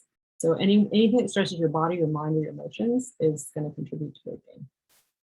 And so that's a big topic, by the way. So that's something when I work with people or do groups, like we really put a lot, I really teach methods because we're not going to change the external reality. There's certain things that we can control, that we can change, but then there's certain things that are beyond our control. So building emotional resilience and nervous system resilience, so things you can do to regulate your nervous system so that you make better decisions. Because usually when you're stressed out, you become something called limbic system dominant. That means your fight or flight, your very primal mammalian brain takes over, and it's just like, me feel good now, me feel safe now. And it doesn't care about your future self or the long-term side effects of something. It just makes decisions that feel safe in the moment, but from almost like a childlike perspective. It's not your wisdom self. So the more we can, like things like meditation, where you're breathing, there's so many different ways we can bring down the stress levels. And remember, when you eat junk, when you eat at a restaurant that's poor quality food, or, and I'm not judging alcohol, but when you drink alcohol or whatever it is you do, and it's a stressor on your body, and it's going to make it harder for you to handle emotional stress. So just remember that stress and trauma create biochemical chaos, just like chemical toxins. Okay, and then the food, this is a huge subject, so I can't get into like all of that. Again, this is kind of a flyover bird's eye view of the complexity of the issue. But again, going back to the simplicity of evolutionary biology, like thinking, how did our ancestors live and how can we still be modern and approximate those things? So I'm going to really simplify malnutrition. It's when you have too much bad stuff, not enough good stuff, and then you have these imbalanced eating habits. So the nutrients aren't balanced, you're not getting enough nutrients, you're not getting the right balance of nutrients, or you're stressed out while you're eating, like the one who, the client who calmed himself and ate slowly when he was eating, and it improved his digestion to the point that he actually lost weight just making that change. And then just the timing of when we're eating, like late at night, or, that kind of thing. If we're eating in the car while we're driving, or if we're relaxed. Eating in a relaxed mental state is so crucial for health. And that's actually one of my nurture gaps that I'm having to really work on myself. And then we have this hyper palatable pharmaceuticalized food, meaning it's been highly processed and imbued with chemicals to preserve them or make them taste good or whatever. And then we have so much flour and sugar in our diet. And what it does is it creates more dopamine receptors. So in order to feel pleasure or hope, I call it dopamine hopamine. It gives you hope about the future. So to be able to have hope for the future, feel good about life, then your body thinks you have to have like a lot of flour and sugar. And you can usually tell, like, if the thought, here's like a thought experiment. If someone said, I want you to give up flour and sugar products for like a month, like how daunting does that feel? How much does that make me sound like your enemy? Like how much does it freak you out? And that kind of tells you what's going on biochemically in your body. And this can be changed over time by eating the right way, or not the right way. That's contradicting what I believe. Eating in a way that works for you. And then, I put you are what you eat, but really you are what you absorb. So if you're putting good stuff in, but you're not absorbing nutrients because you're so stressed out, you're not making enough stomach acid, you're having reflux, heartburn, that kind of thing, or your gut motility, the movement of food through your body isn't flowing correctly, then you're not going to get the right nutrients in. And so you're going to have imbalances. That's why, again, that man who, gave that testimonial that he meditated before he ate slowly, he chewed his food, lost 8 pounds just making that change. That's something all of you can walk away and do. It takes practice, but you can do it. And even if you do it 1 meal a day, it'll make a difference. So there's something I call the invisibles, which are, you can look at a meal and I can look at that bowl of that salad and it could be a really healthy salad, but it could also be full of chemicals. It could be factory farm chicken with a MSG dressing or whatever. So you can't just look at something and know what's in it. So that's why I think homemade food is so important, because you can control the ingredients, and then choosing restaurants that have high values. So again, these chemicals that get in food that are invisible, you can't look at them and see them. They cause all the same root causes of weight gain, right? These chemicals cause all the same things that cause weight gain and disease. So these invisibles cause immune changes, microbial changes, hormone changes, epigenetic changes, belly fat, weight gain. So the microbe imbalances, this is a huge topic, and I'm going to touch on it very lightly. You are only as healthy as your microbiome, and you are made of as many microbes as human cells. Their DNA programs your biology. They are a functional organ. They all died, you would die. So antibiotics, toxins, stress, malnutrition, pathogens, meaning like viruses and bacteria and yeast and things that aren't beneficial, all cause these imbalances that can affect your metabolism. And your microbiome drives your cellular metabolism, including hormone balance and body fat.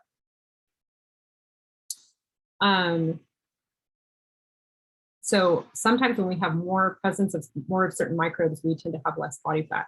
So for example, there's this highly researched species called Akkermansia muciniphila, and there's one called Bifidobacterium longum. And so there are studies showing that the more of these you have, then the less. So the most common question is, okay, can I go get a probiotic with those in them? But they actually don't really thrive as probiotics. They're not stable, shelf stable. But anyway, when probiotics just don't fix things magically. Probiotics can be part of the larger program, but you need to have a really supported lifestyle, and then probiotics can be helpful. And there's certain keystone species that can set up the conditions for Akkermansia and the Bifidobacterium to thrive in you. But you can't just take probiotics and expect it to, there's no magic pill. You can't just do pills. You have to do lifestyle first, and then you can support with supplements. So a lot of us think that weight gain and other health issues, like I used to think, are normal aging, but they're not. They're common, but they're not normal. There are a lot of cultures where people don't tend to get obese as they age. And if there's people who have famine, that's one thing, but there are people who have plenty of food and still don't become obese. So I didn't really mean for this to look like a pizza on his belly, but I think of a pie chart where I like to think of, like, let's say you have 20 pounds of extra body fat or weight or edema. So maybe let's just say body weight. And so I like to think of like one section, a certain percentage of it is going to be, that's your edema and your food sensitivities and and then another part is your microbiome, and another part is, are you moving? Are you sedentary? Another part of it is what you're eating. Another part of it is your emotions and your stress. So whenever you hit a plateau, it's probably because you haven't quite hit the layer, like hormones or whatever, that's the next step forward. So that's why you have to work through this in steps and layers, and work through all of them. You can't just put all your eggs in one basket. So I'm just going to do a diet. Like, you need to deal with stress and emotions and sleep and all these things. And Antonio was right. Like, there are studies showing that people who don't get enough sleep or sleep well, the stress hormone, the stress reaction of that causes weight gain. It triggers chronic high insulin. So our mindset is the greatest barrier to our greatest asset. So, if you're driving with one foot on the accelerator and one foot on the brake, it's just hard to move forward, right? So like a lot of thoughts I get from people are, it's just too hard, or I don't want to be on a restrictive diet. Like words like restrictive sound like strangulating. No one wants to be restricted. So, you know, it's too hard. I don't cook. I don't like to cook. I don't know how to cook. I'm not a good cook. These are all just thoughts that can change. You just have to practice different thoughts and different behaviors. And the way our brain works is when you repeat something, it becomes your reality and it becomes your normal, right? And when you repeat something else enough times, that becomes your new normal. So that's something I work with people on first and foremost, because if we don't deal with mindset first, we don't change our thinking, our stinking thinking, then, you know, we're not going to get lasting results. So mindset first, that's the most important thing. And then everything else can fall into place. So I call it your internal GPS. So focus on what you want, not on what you don't want. Don't focus on what, oh, I can't have that. You can have anything you want, but do you choose that? Is that what you want to create? Are you getting more of what you want or less of what you want? Don't worry about failing or succeeding. Are you getting more of what you want? Do you feel good? Do you like it? Do you like what you're doing, or are you getting less of what you want? Then make a change. So keep your eye on the road. Drive, focus, look where you're going. Don't look where you don't want to go. You're going to drive off the road.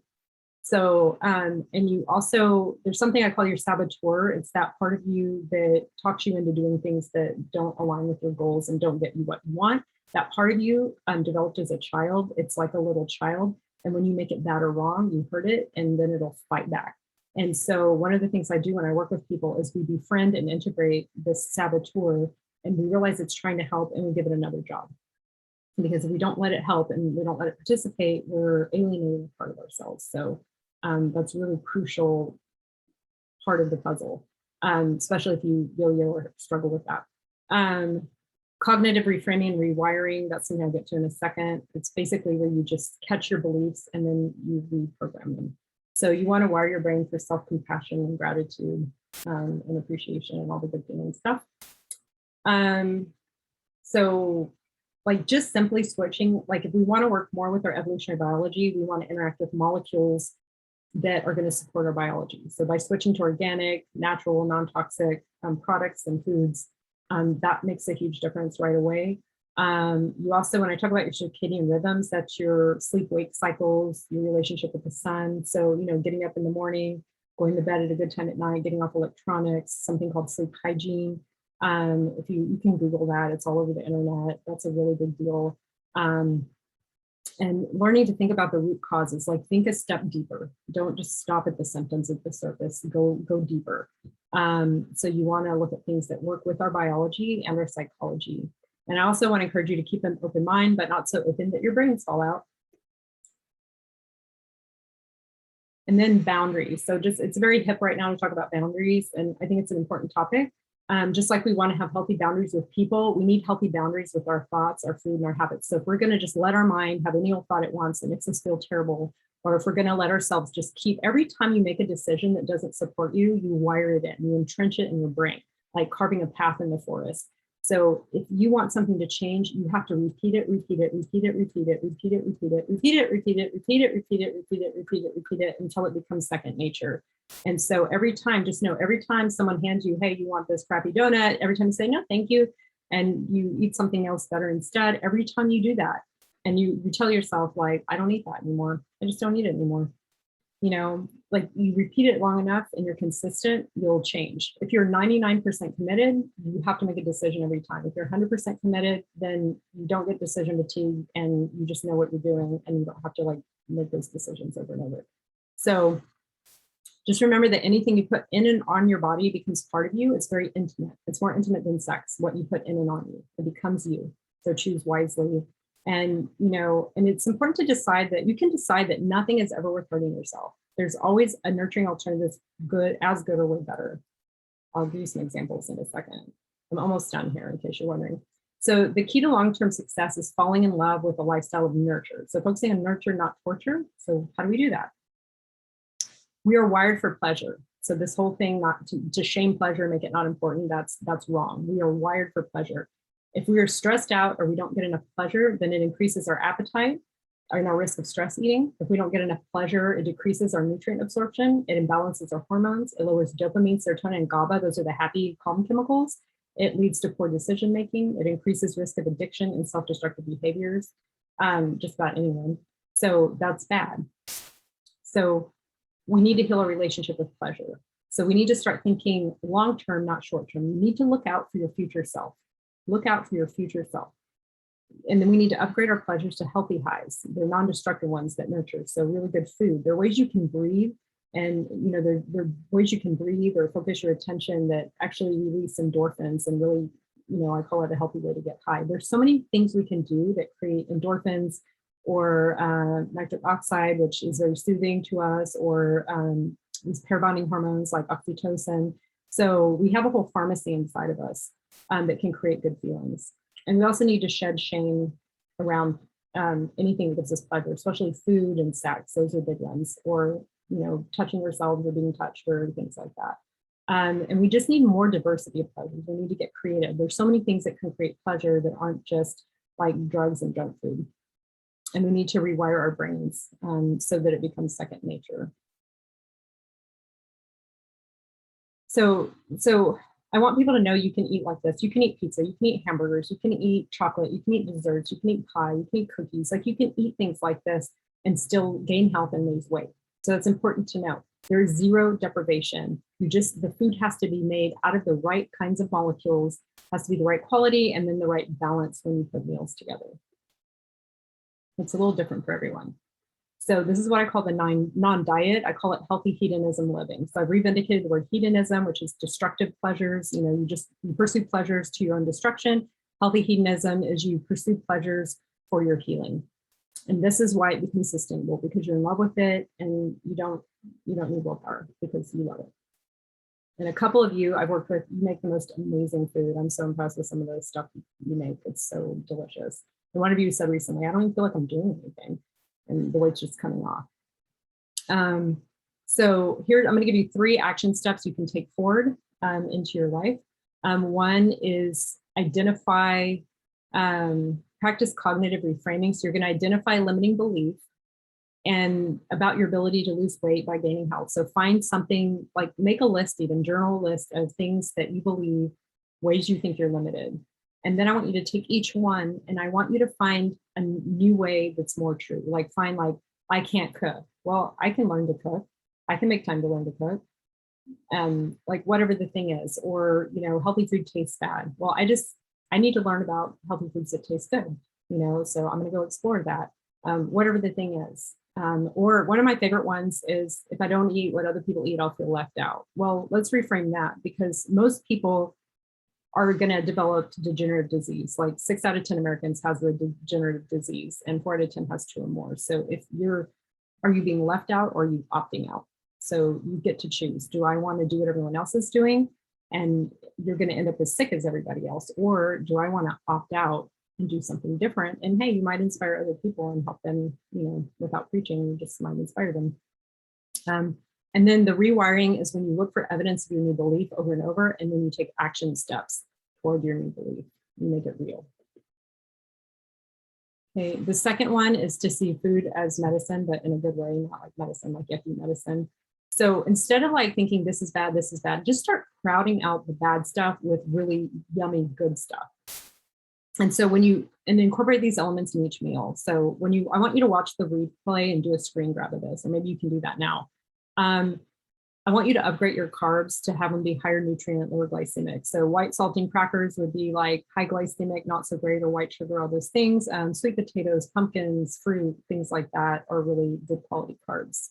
Upgrade your protein quality, like cut out factory farm meat and just eat pastured or wild game. And it's better to eat a little bit of really quality meat than a lot of crappy meat, or eggs or dairy or whatever. You also might want to consider doing sheep and goat dairy instead of cow dairy. Cow dairy causes more weight gain for immunological and hormonal reasons, not because of calories.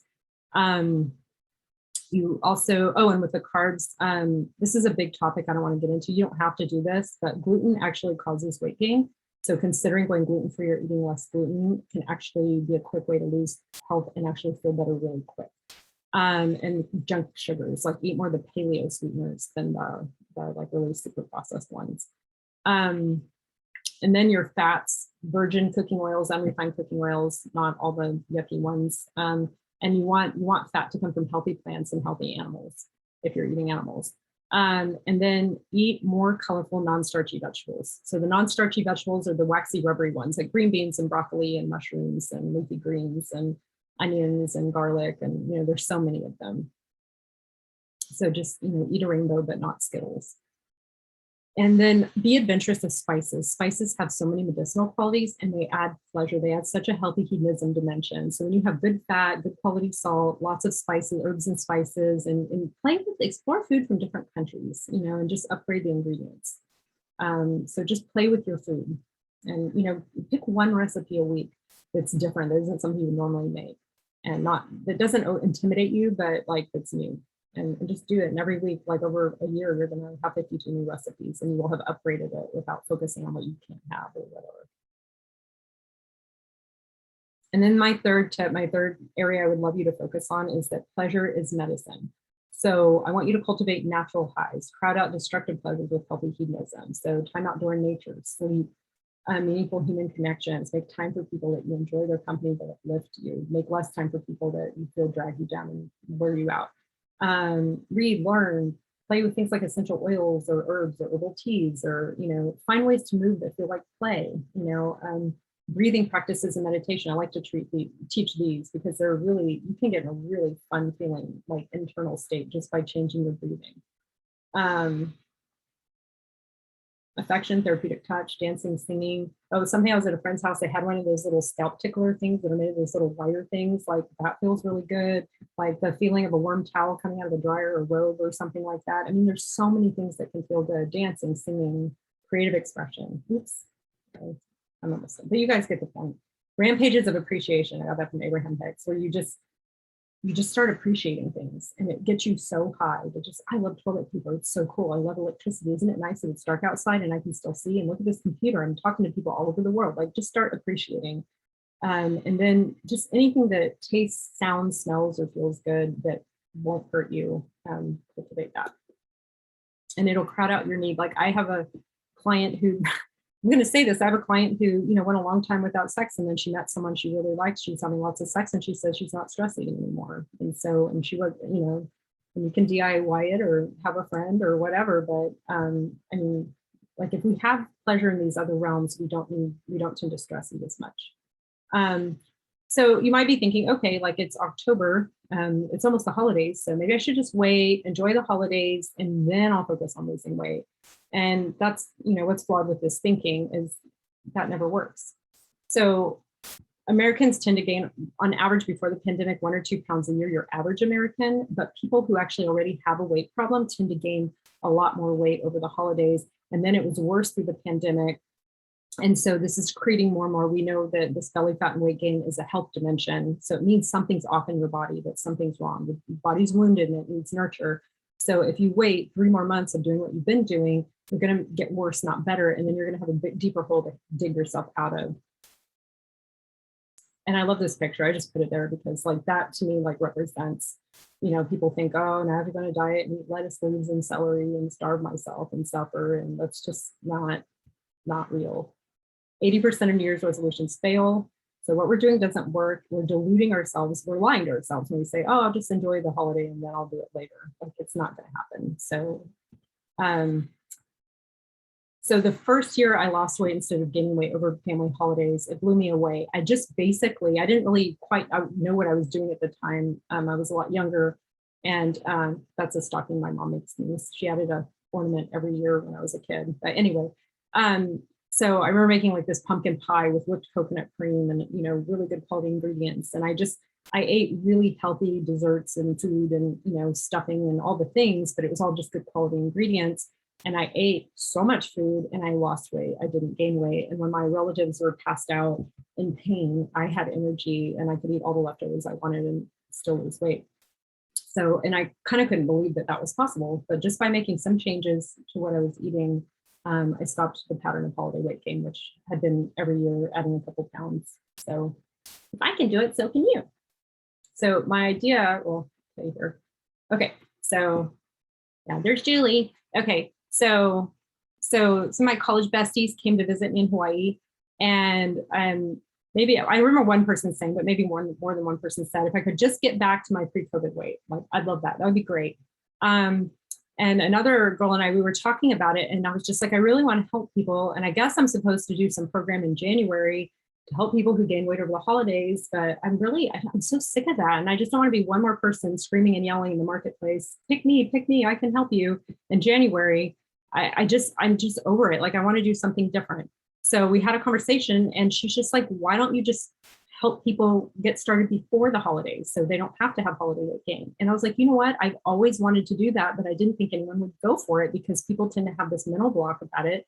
And they don't realize you can still eat desserts and wonderful things and go through the holidays and cranberry sauce and turkey and stuffing and green beans and whatever the thing is, you can eat all the holiday foods. They just have to be a different quality, and you just want to balance your meal a little better.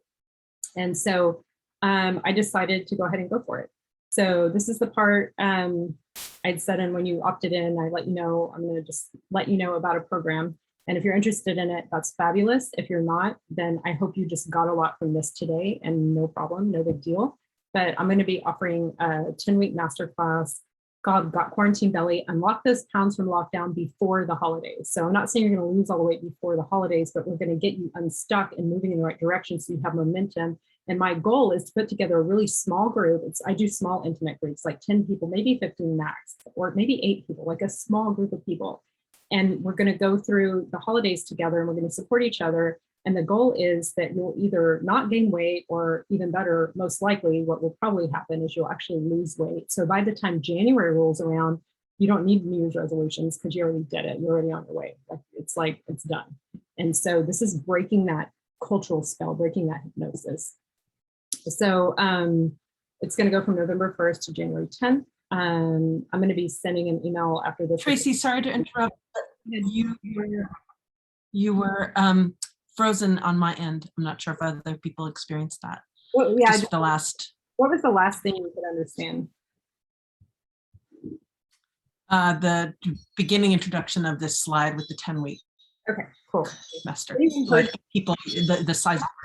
We're almost done here. I know this is, I tend to run over, but anyway, so yeah, okay. So starting over. So I was talking about how my friend and I were talking about how waiting till the holidays doesn't work. And I thought it'd be so cool if we could actually get started before the holidays so you can unlock the pounds from lockdown before the holidays. And I'm not saying you're going to lose all the weight before the holidays, but you'll get going in the right direction. And I'm going to give support so that as you go through the holidays, you can make different decisions where you're still celebrating, you're still eating decadent food, but you have weight loss too.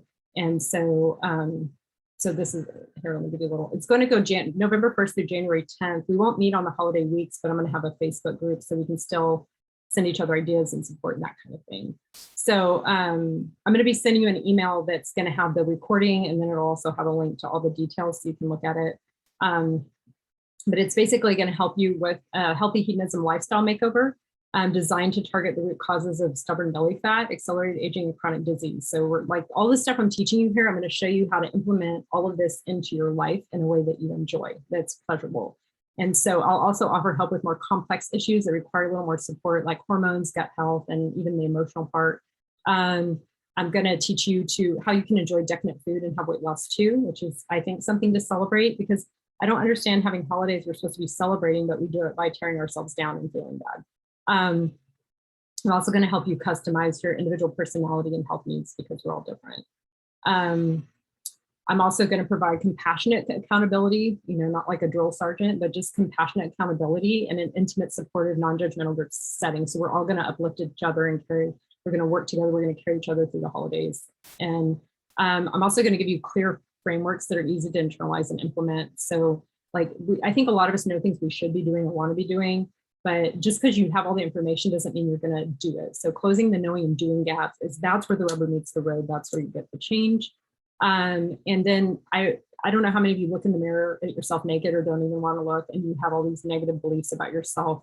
That's the next slide. But anyway, I want us to befriend our saboteur and reframe our limiting beliefs so you can mend your self-trust and have confidence that you can have long-term results.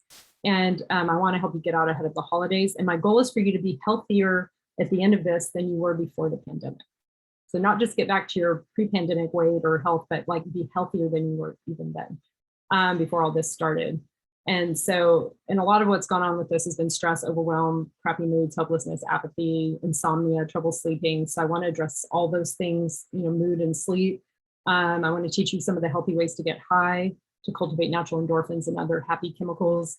I want to help you, like if you don't already work out or exercise or have a friendly relationship with movement, I want to help you move in ways you love, even if you've historically hated exercise and feel totally out of shape. And I want to give you practices to cultivate a loving body image and make friends with your sweet, loyal body that's protecting you. And I want you to look in the mirror, even when you're naked, and love yourself. And that's really important, because whatever you resist persists. So whatever you're rejecting, you're going to push against, it's not going to get better. Okay, so this will be on the information I'll send you. Basically, I'm offering a self-study program that's more affordable, and with the caveat that like 90% of people don't actually finish their online programs. I bought so many online programs, I've never finished them. So I'm going to offer it if finance is really an issue, but the reason I do live group programs that are small is because people get results, like, and they last. I just talked to someone who did my last program today, and she said that she still maintained her weight loss and she still feels great. And she even went on vacation, and she did all these things where normally, like, she went on a cruise. I mean, she did all these different things and she was able to maintain. So yeah, anyway. So for the first week, I'm gonna offer an early bird special where people get a $500 savings.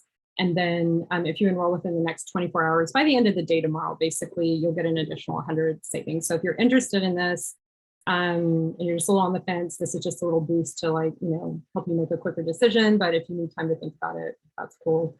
And then after the 20th, October 20th, then it's going to go up $500. And then I'm happy to talk to anyone personally. Like, if you're not sure if this is a fit, we can talk. You can schedule a 30-minute health strategy session. There'll be a link in the email you'll get where you can talk to me. I'm happy to talk to you about it if you're not sure, and no pressure. Like, if it's not a fit, it's not a fit. I only want people to do this that really want it, and like if we're really ready and it feels good to them. I don't want to push anyone to anything. This is one of my favorite quotes. I have it on my website. And I said to my body softly, I want to be your friend. It took a long breath and replied, I've been waiting my whole life for this. So this is the essence of what I want to bring into the world. So the good news is, when you stop focusing on losing weight and start focusing on gaining health, you make friends with your body and you get to have experiences like this. So this is one of my favorite sweet little testimonials that she wrote to me. She wrote for me. She said, I lost 30 pounds. An amazing, unexpected, and oh so welcome outcome is that for the first time in forever, I eat without guilt. I seriously never put food in my mouth without feeling guilty until now. Food is a joy, cooking is a joy, taking care of myself as though I were a loved one is a joy. I still care about how I look, but care as much about how I'm healing my body. As motivating as looking better is, the most precious gift is that I'm improving my longevity odds and feeling great physically and mentally. So that's what I want you guys. Okay, I know I ran way over. I'm so bad about that. But I have 10 more minutes if anyone wants to ask any questions. And just imagine, whether you work with me or do something else, I want you to really imagine what's possible for you. Like, how would your life be different if you had a joyful lifestyle that felt good, that was sensual and delicious, and you didn't have to have all these different, you can opt out of this, disease program that our culture has become. All right, so I'm gonna stop the share, and might be all burnt out by now. But if anyone's still left, I'm open to any questions. Oh, look, Michelle showed up. Yes, I am. Welcome. Anyway. Thank you. I was late, but so glad I'm able to catch the last hour. Yay, I'm glad you made it, Michelle. So do we have any questions, or are all your brains exploding? Yeah, I have a question about. A question, Tracy. Okay, wait, can you, there's a hand raising thing on the reactions or yeah. Okay, go Julie. We'll just be a little hodgepodge here. Everyone will get their question answered. Oh, thank you, Antonio. I'll see you later. Okay, go ahead. Was it Julie? Yeah. So I think your program always kind of scared me, because I know you well enough to know how much you cook, and I think you know me well enough to know how much I don't cook. Yeah, so I luckily married a man who cooks more than I do, so I don't starve to death. But how is this a program that I can do with being a person who's kind of grab and go? Yeah. Okay. Well, there are two ways to look at it. Number one, you can learn ways to grab and go more strategically.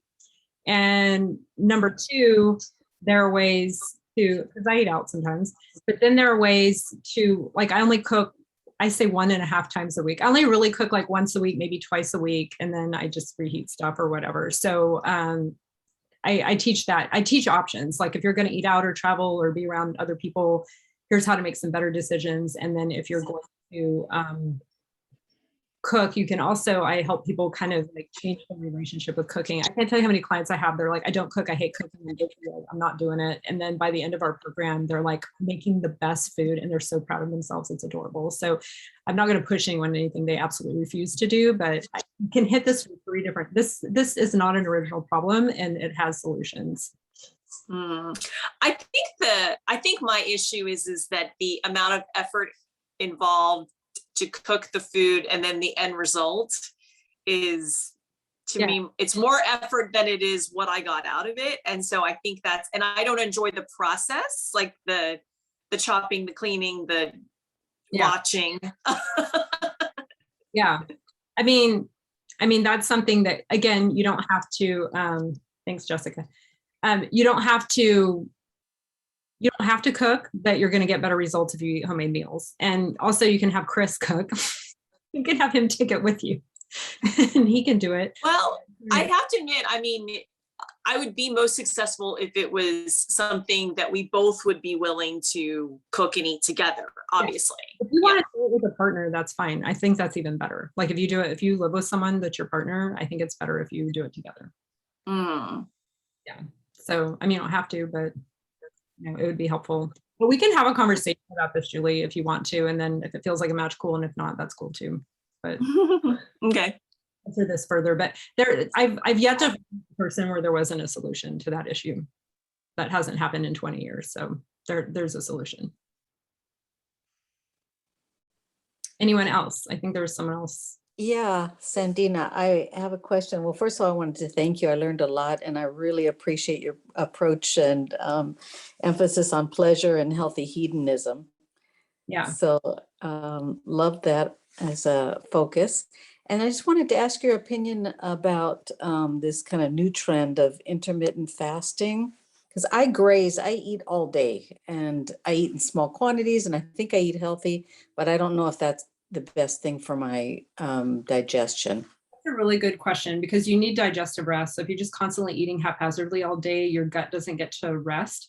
But when you're vegan or plant-based, you do need to eat slightly more often or just make sure you eat more fat and iron in your food to keep you full and enough protein to keep you full between meals. Theoretically, if you eat a really balanced meal, you literally have no desire to eat between meals. But that could be a little different with plant-based and depending on but intermittent fasting with plant-based can be a little tricky. And I think if you're stressed out already, like your adrenals are already working overtime, skipping meals or going longer without food can destabilize your blood sugar, which can actually cause weight gain. So sometimes a lot of the process is healing your body's trust in you, like you're earning your body's trust again.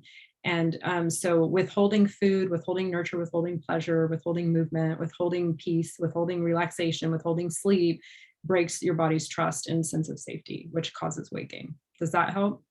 Yeah. Well, as far as what you're saying about give your body a rest in terms of not eating so often, what would you consider, and I know it varies per person, but just in general, the amount of time between eating? I mean, I don't know, 3 to 5 hours, something like that. 3 if you're maybe struggling more and 5 if it's easy. You can do intermittent fasting. I just find intermittent fasting isn't the best solution for people when they're just first starting to heal. I think when you're starting to go into optimization, that tends to be more effective. When you're first in initial kind of healing phase and, I think it's better to just eat regular meals, but you don't want to eat, I wouldn't eat, like you can still eat your first meal or 8 or 9 and then your last meal around 6 or maybe 7 at the latest or whatever. It's nice to wrap up dinner earlier and that kind of thing. And then going to bed at night, you have a fasting period overnight. but intermittent fasting isn't wrong or bad, or it's something you could do once a week, or yeah. And it's something that's different for everybody. So I don't have a hard and fast position on that. I think it really depends on the person. But I don't think it's Okay. I also don't think it's a magic bullet that's going to fix all your problems. You just start skipping breakfast and now you're going to have a bikini body. Like that's not, how it works. So, but it's a good question, Sandina. Thank you. Anyone else? Anyone? Jessica? That answer really helped me too. I had a question about the intermittent fasting. So Yeah. Things like keto and intermittent fasting can be helpful in certain situations, but they're not always soothing to the nervous system. Yeah, it seems really intimidating, and just really like the withholding thing just comes really straight, comes up. So yeah, thanks. Yeah, you want to start with nurture and then start building resilience. Okay. Anyone else? I know we're tired. I know I went way over. Katie warned me that it was too many slides and I knew it. I was like, I don't know what to leave out. I'm so bad about that. Anyway, so okay. So I'll be sending the replay and then you'll have, oh, thanks, Layla. So I'll be sending the replay and then you're going to have, I'll send links to all the things I mentioned. If you want to talk to me one-on-one, if you want to look at the program, or if you just want to watch the replay and use it for yourself and apply it to your life, any of that's fine. Okay. Last call, we're all good. Thank you so much, Tracy. You are really an amazing woman. You're an amazing person. Thank you so much. You help on so many different levels, and I'll definitely be in touch. Okay. Sounds good, Michelle. All right, guys. Thank you. Thank you, Bless you. Tracy. Katie too for like all the slides she made and all her help, and Thank you, Katie. she's Yeah, awesome. thank you. Bye-bye. Bye.